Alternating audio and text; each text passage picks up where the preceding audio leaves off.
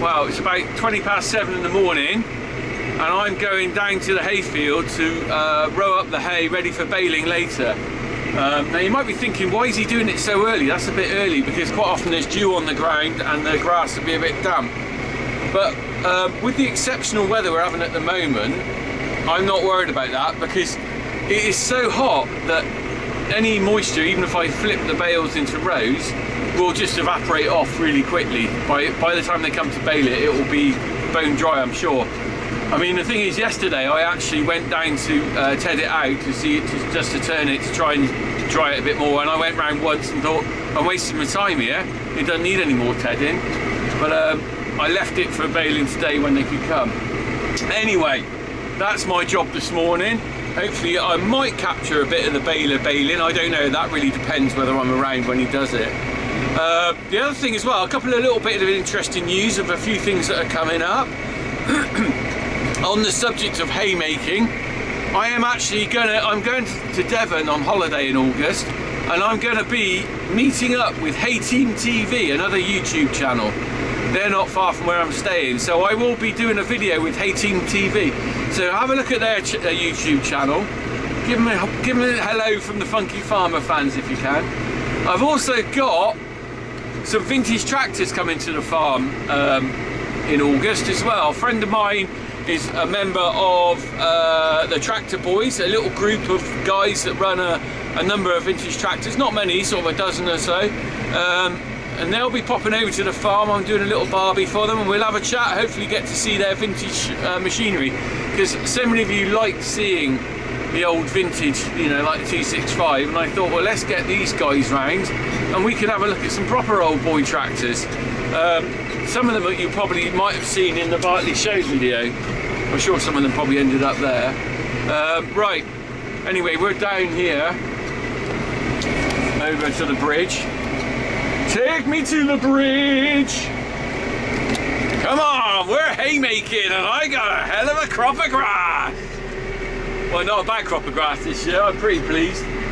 The field next door to me there that was being tedded the other day, they've already baled it and moved the bales. They did them on the weekend.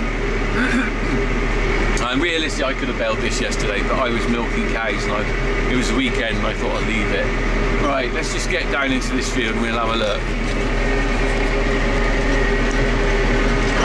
I just got out, I got a flipping flat tyre on my tedder. Look. Oh, what a nightmare. I'm going to have to get that fixed straight away. Oh, let's get back up the farm. Right, well, I've got onto the tyre people, they're coming straight down. So I'm just going to open a few gates ready for later, and then I'm heading back up to the farm. I'm lucky because I got on it early. I think I can get this sorted before the baler comes.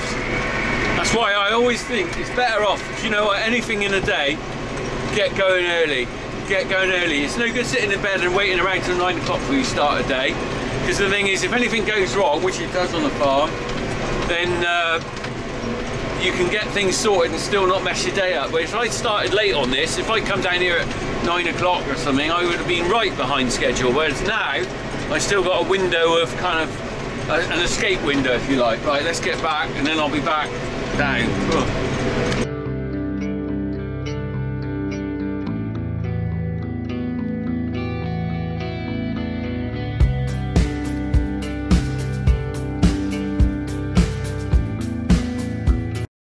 I'm back!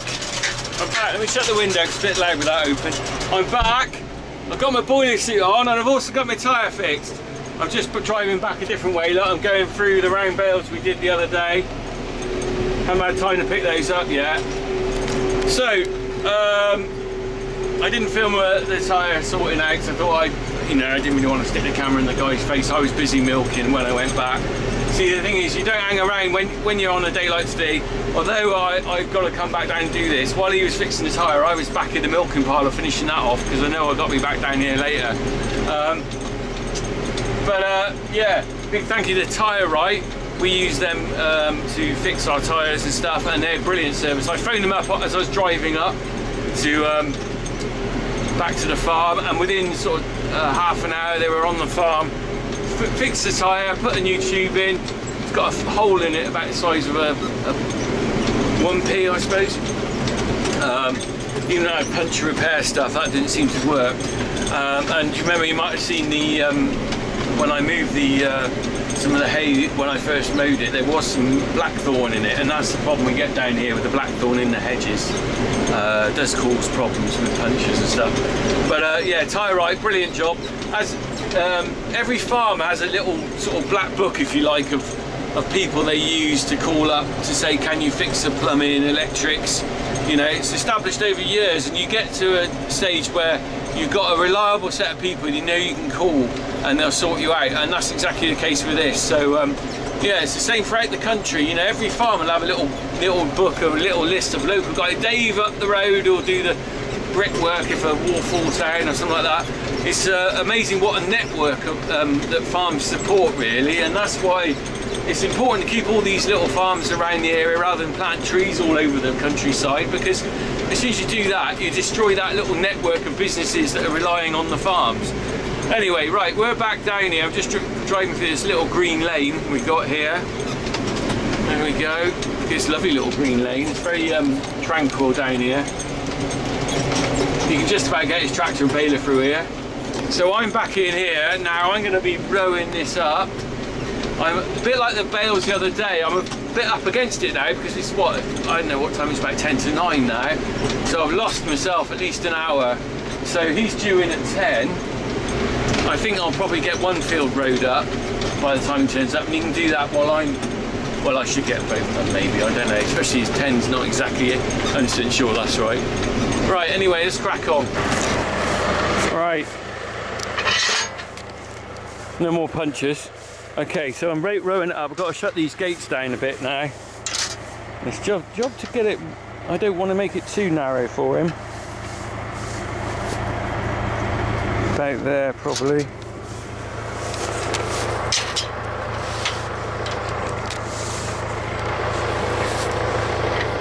There we go. I think that's about right. Might put that one out another notch. Okay, so there you go, I've rowed it up for him. We'll go, see how we go with that. I don't want it too tight. It makes it hard for him to put it in the bale chamber then. Oh, right. Ah! Right, let me just move here. You don't want to be in the headland. Oh, I'm all over the place this morning. Right, so I'll do the headland last, as you knew. So I don't have to go around that many times. Let's hope for no more breakdowns or punctures. Right, let's have a look.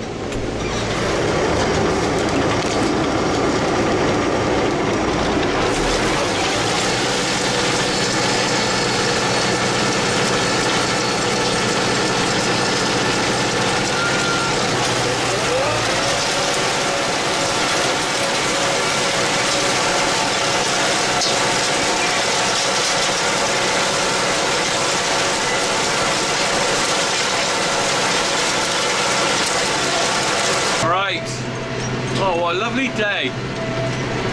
Missed the best part of the day up there though. I do like the 6 AM, 7 AMs at this time of day. It's gorgeous. You know, my wife walks the dog up the village at about 7 o'clock in the morning for a little walk, and she says the best time of day. If any of you walk dogs and stuff, you'll know what I mean. It's a good time to be up. If you're not out of bed at 7 o'clock in the morning in the middle of summer, you're really missing a treat, really. I can understand a lie-in in the winter. There's no point rushing to get out of bed then, but this time of year, the best time of day is now. Up to by 10 o'clock it's too hot and you've missed the dew. It's a lovely, you might get the odd mist. Anyway, we're cracking on with this. We'll have a little look when I'm about halfway through, but I'm a bit concerned about stopping too much because I'm now a little bit behind.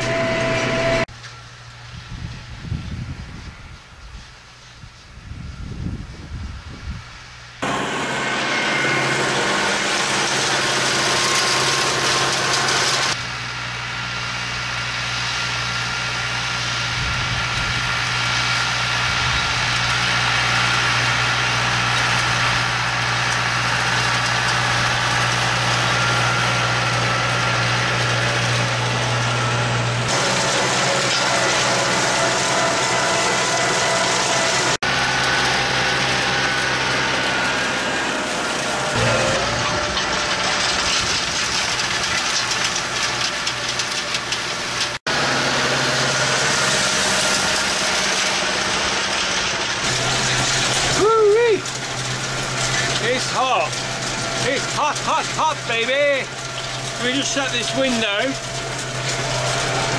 You've probably seen I've been driving around with the door open because, for some of the time, because I ain't got any aircon. What a flipping pain that is. I looked at the thermometer. Look at the picture. Look, this is the picture I took just before I left the yard. This is in the direct sunlight. Look at this.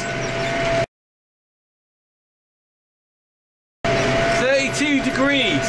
Flipping it, that is hot, isn't it? And that was at sort of just before 9, so what the hell is it going to be later in the day in direct sun? So I got no worries about the dew on this grass. Absolutely none. In fact, I would say this could be one of the best years I've had for making hay, just because the weather is set so good. We had let me just put that down. So we had a really hot spell about 2 or 3 weeks ago, and I did actually make some round bale hay then on the common and up at a neighbour's little paddock we've got. I didn't actually film that because I was sort of like I said before, I can't keep up with all the filming and the work with everything I do, so what you do is you get snapshots of the farm. I don't film everything I do, but yeah, so there was a really hot spell 2 weeks ago, 3 weeks ago, really scorchio, and you know, the big worry then I was thinking, well, I wonder what it's going to be like later in the month. Am I going to be able to get this hay done? But now it is set for super hot, and do you know what, it's the easiest hay to make. Making hay in good weather is so easy, because I mowed this, I've only turned it twice and that was enough. Some years I've had to turn it sort of maybe 5 times, because if it's overcast and not very warm, it just won't dry. So what a result. And also it's set fair for all the week, so it means I won't have to rush to get this lot, all these in every night. Because sometimes you're thinking, oh my god, I've got to get everything in by tomorrow because it's going to chuck it down, but the forecast is really good for the whole week. Right, that's that last bit done there.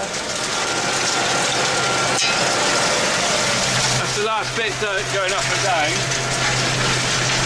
I've just got to go and do the headland now. So I'll go back down the bottom corner because that's where the baler will come in, so I need to set it up so he'll start. Actually, he always goes anti-clockwise.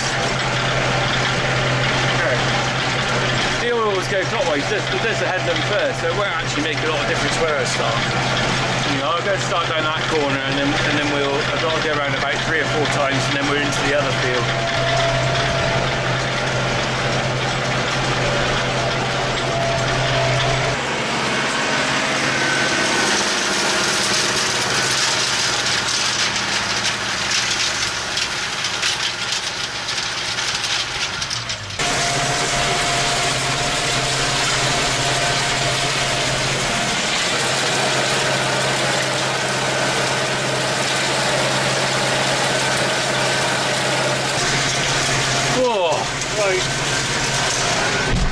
Window.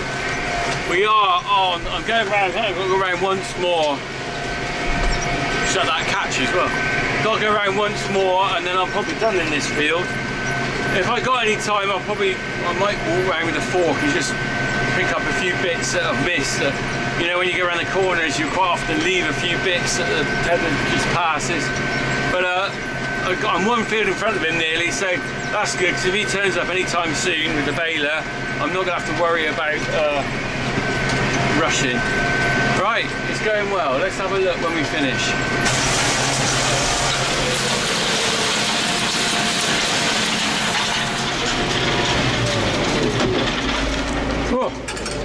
Oh, right, that's it.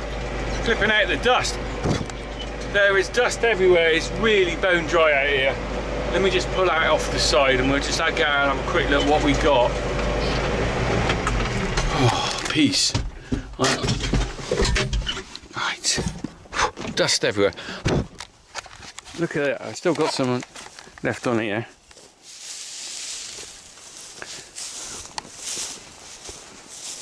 Now, I could just spend a little bit of time just doing that, but maybe I'll have to get on with the other field really, because it will be here soon. I'll just kick that bit in.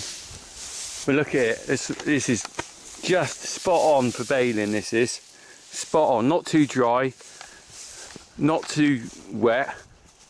Look here, I mean, it's got green in it. You can see it's green, but it's not, there's no moisture really much in there at all. That is absolutely spot on, and good thick rows. Look at them, really dense. I expect quite a few bales out of here, because some years you bale it and you think, oh, it's just a little bit green, is that going to go heat up in the oh, it is dusty. Is that going to heat up in the barn? I didn't bring a drink with me. Knew I shouldn't have left that window open.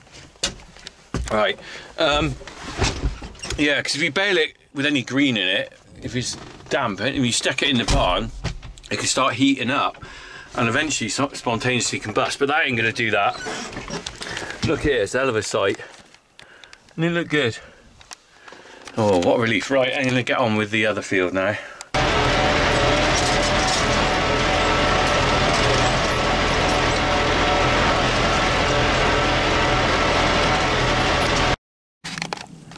Right, here's the other field, look. I've only actually tedded this once because it's such a light crop. There's not much in here compared with the other field. I mean, look, you can see the gaps with the rows, the grass is showing through. The other field wasn't like that. But it's always like that because we haven't got any fertiliser on this field. But I'm just going to drive in here and do this tedding, but rowing up. I mean, but look at this field here. This is where we made silage earlier in the year. And I left a strip up the top there for the heifers to graze. They've been back out over here grazing for the last month or so. We moved them out to some other fields the other day. But look here, it's getting really scorched up and bare now, you know. So, in a kind of typical farmer mode, I'm brilliantly happy that it's really hot and sunny for haymaking, but I'm now starting to get a little bit worried about the state of the fields, because everywhere we're either cutting or grazing, when it gets down that low with this sort of temperature, it starts scorching up and it won't regrow for grazing later. So I could do with it chucking it down with rain, really. And then of course the harvest boys don't want any rain, but the livestock ones do. Never get every farmer happy, will you? Alright, let's get on with this. Go and see how we go with this. I don't know when the baler will be here. It's just going about, it's about 5 to 10, so whether he'll turn up. He won't do this field first anyway.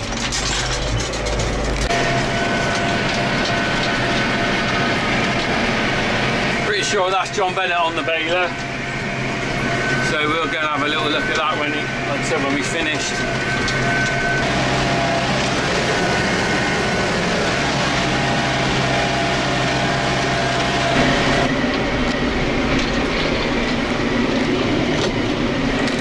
Right, that's it then. I just gotta drop this. Well, let me just take this, push this off. Oh, I'm glad to get out of this cab.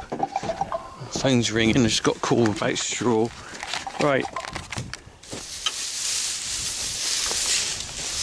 Take that off there, that's better in a bale than left on the tedder, isn't it?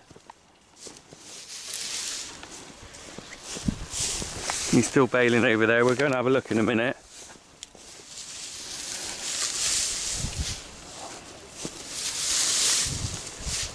Any more? One last bit there, look. There we go, so that's all the hay off there. Right. Oh, a little bit there, can't leave that. Flip. Oh, it's all bunged up in there, look. That's the transport thing I got put over. Right, we're going to go and see John now in the field. I can't hang around long, I've got to get back and get a trailer on, but also got to try and get some breakfast in at some point. Right, let's go.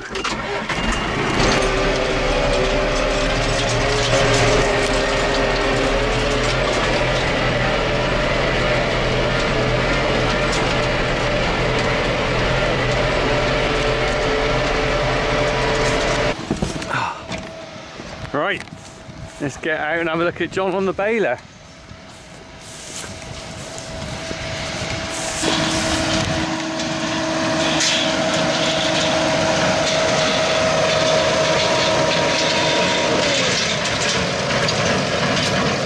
going to stop for a chat. John, get going. Get out. Crack on, John. John, come on, John. Work. What I don't like is the fact that some people that you don't know very well suddenly say, "I've seen you working the other day." Yeah, and they're amazed. John's doing some work.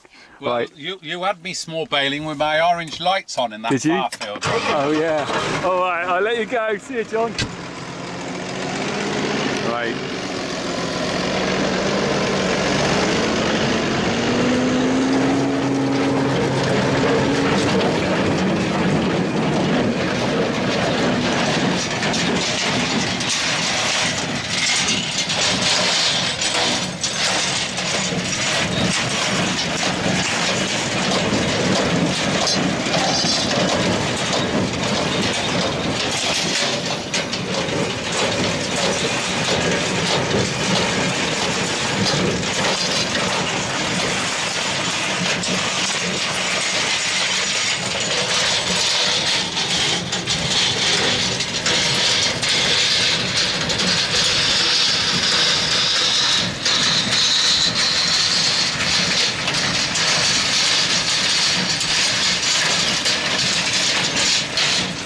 Right, I'm just going to get him when he comes back up. I've got to get back up and get back on the farm because there's a million other jobs to sort out. But I wonder how many bales we get out here. Competition I did for the round bales, if you weren't aware, is guess how many round bales are in the field. The answer was 41, and someone won a baseball cap. I can't remember what their name is, but anyway. Just gonna see him when he comes back up. I've got to move these bales here that I can see what weight they are a minute, because he's got to come back up here. Ooh, they're just right. That's a perfect weight for a bale. There we go. And here he comes. Here he comes.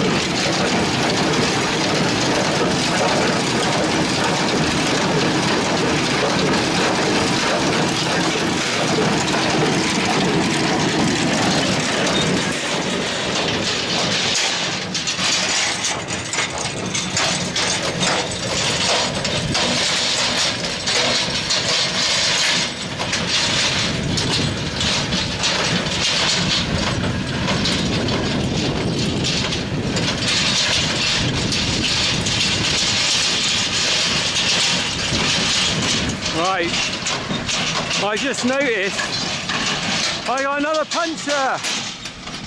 Oh, I don't believe it. Look at that. That'll be that flipping quickthorn. Right, I'm heading back. I got to drop this off somewhere. This will be going on the flat 8 later. Oh, anyway, good thing is that that's all. He's cracking on with that.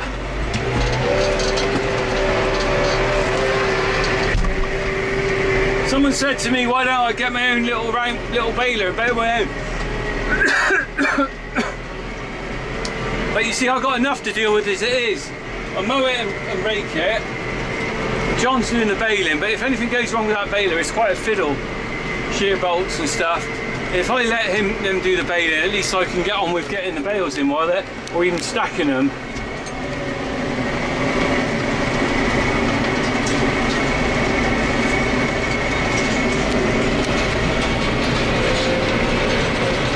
Over the bridge. Over the bridge.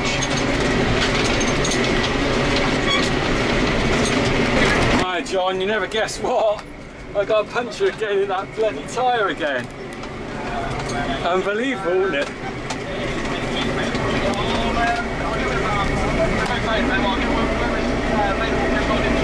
Alright mate, thanks very much, all the best. Cheers. Oh, see what I was saying before earlier, at least you've got people you can rely on. So someone will come down and look at this. What a pain. Anyway, onwards and upwards, keep going, crack on. We'll be back with bales later.